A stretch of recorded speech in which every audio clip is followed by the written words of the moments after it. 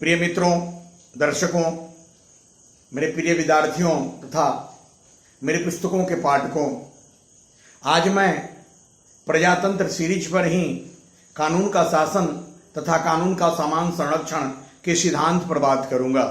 वस्तुतः कानून का शासन तथा कानून का समान संरक्षण सिद्धांत दोनों ही एक दूसरे से संबंधित है और प्रजातंत्र के लिए, संसदीय प्रजातंत्र के लिए, उदार प्रजातंत्र के लिए, राजनीतिक प्रजातंत्र के लिए अनिवार्य माना जाता है। और भारतीय प्रजातांत्रिक व्यवस्था के अंतर्गत न केवल संवैधानिक बुनियाद के रूप में यह महत्वपूर्ण है, बल्कि हमारे विधि निर्माण और समाज के प्रत्येक पक्ष में इसे महत्व व्यवहार में दिया जा रहा है। मैं कानून के शासन तथा कानून के समान संरक्षण सिद्धांत पर बात करूंगा, लेकिन मैं सबसे पहले प्रजातंत्र के बारे में पुनः दो वाक्य बता देना चाहता हूं। ऐसा इसलिए कि अभी जो सीरीज पर काम किए होंगे, कुछ ऐसे दर्शक होंगे जिन्होंने पहले प्रजातंत्र को नहीं देखा होगा, इसी को देख रहे होंगे। इसलिए मैं उनके लिए विशेषतः इस बात को रिपीट कर देना चाहता हूं कि प्रजातंत्र वर्तमान वैश्विक व्यवस्था और समाज में विकल्प विहीन व्यवस्था के रूप में स्वीकार किया जाता है। भले इसे सामान्य तौर पर अब्राहम लिंकन के कोटेशन से जोड़कर इसे शासन प्रणाली जो जनता द्वारा और जनता के लिए होती है परिभाषित की जाती है, लेकिन मैंने कहा कि प्रजातंत्र न केवल एक शासन व्यवस्था है, बल्कि एक व्यवस्था है जो सामाजिक, आर्थिक, राजनीतिक, सांस्कृतिक होता है और हर स्तर पर समानता, स्वतंत्रता, बंधुत्व, न्याय जैसी अवधारणाएं इसमें महत्वपूर्ण होती है। प्रजातंत्र न केवल एक व्यवस्था है, बल्कि जीवन पद्धति है, सोचने का ढंग है, विश्लेषण का ढंग है, वार्तालाप का ढंग है। एक ऐसी सोच, एक ऐसा दर्शन, एक ऐसी धारणा, एक ऐसा आचरण जो समानता, स्वतंत्रता, न्याय, बंधुत्व की बात करे, जिसमें किसी प्रकार के विभेद या उत्पीड़न नहीं हो, हर आदमी के साथ समता की बात की जाए, ऐसी ही सोच धारणा को हम प्रजातंत्र कहेंगे। यह प्रजातंत्र का व्यापक अर्थ है, लेकिन मैंने कहा कि दुनिया में जो प्रचलित है वह राजनीतिक प्रजातंत्र या उदार प्रजातंत्र है। और हमारे देश में, भारत में, अमेरिका में या अन्य देशों में भी अधिकाधिक देशों में उदार प्रजातांत्रिक व्यवस्था ही प्रचलित है। और उदार या राजनीतिक प्रजातंत्र की आधार जो है, अनिवार्यता जो है, वह कानून का शासन है। और संसदीय प्रजातंत्र के अंतर्गत भी इसे अधिकाधिक महत्व दिया जाता है। अमेरिकी विधि शास्त्र से प्रभावित होकर कानून के समान संरक्षण के सिद्धांत को भी लिया गया है। चलिए हम विषय वस्तु पर बात करते हैं। सबसे पहले मैंने आपको बता दिया कि प्रजातंत्र का जो है आधार है, उसकी अनिवार्यता है, उसकी आवश्यकता है, सफलता का एक तत्व है, और यह कानून का शासन है। कानून का शासन जो कि हमारे संविधान में भी मूलभूत अवधारणा के रूप में स्वीकार किया गया है और सर्वोच्च न्यायालय ने basic structure of the constitution इसको डिक्लेयर कर दिया है, घोषित किया है। यह कानून का शासन ब्रिटिश विधि शास्त्र से लिया गया है। ब्रिटेन के विधि शास्त्र से प्रभावित होकर कानून का शासन लिया गया है। और कानून के शासन की 3 मान्यताएं हैं। नंबर 1, हर आदमी विधि के समक्ष समान होगा, यानी व्यक्ति किसी जाति, धर्म, क्षेत्र, भाषा, लिंग, नस्ल, वंश का होगा, लेकिन विधि के समक्ष सभी जो हैं बराबर होंगे। नंबर 2, बिना सुनवाई किसी को दंड नहीं दिया जाएगा, यानी किसी व्यक्ति को जो आरोपित किया जाएगा उसको तब तक अपराधी नहीं माना जाएगा जब तक कि आरोप सिद्ध नहीं होंगे।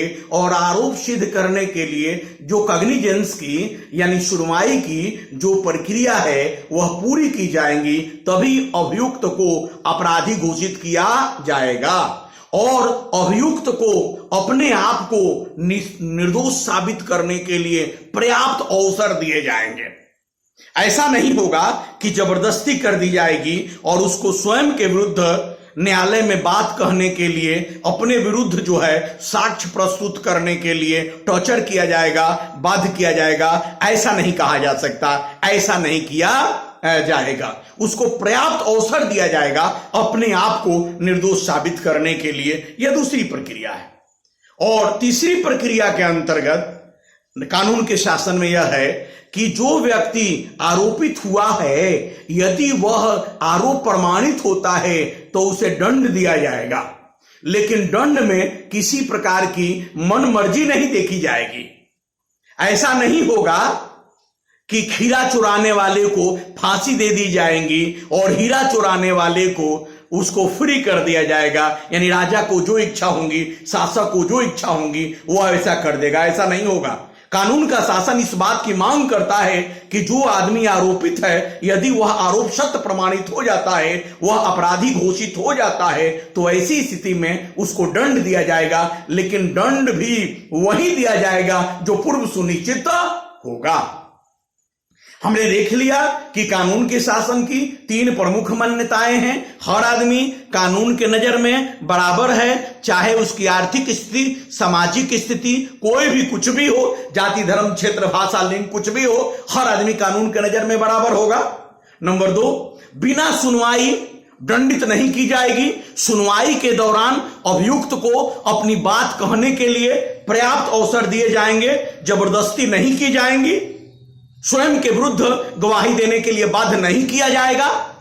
और नंबर 3, यदि आरोप जो लगे हैं, आरोप प्रमाणित होती है तो दंड दिया जाएगा, लेकिन दंड में मनमर्जी नहीं होंगी, बल्कि पूर्व निर्धारित जो दंड के प्रावधान होंगे, जिस अपराध के लिए जो दंड मुकर्रर की गई है, जो उपबंधित की गई है, उसे ही दंड दिए जाएंगे।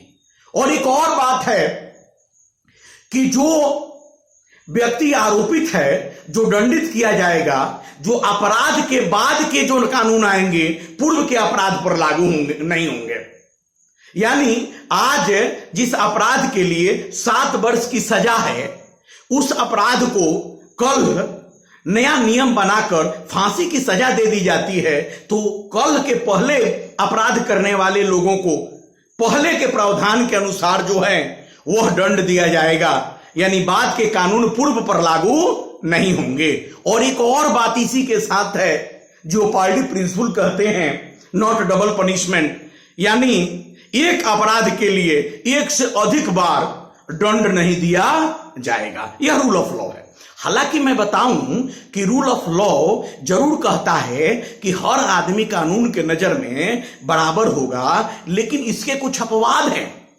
जैसे कि भारत में सामाजिक न्याय की अवधारणा, सामाजिक न्याय के अंतर्गत कुछ सुविधा भोगी जो वर्ग है या कैटेगरी और जाति हैं, उनको कुछ अतिरिक्त सुविधाएं दी जा सकती हैं। सकारात्मक जो है विभेद संविधान के अंतर्गत दी जा सकती हैं, उसे कानून के शासन का अपवाद नहीं मानेंगे।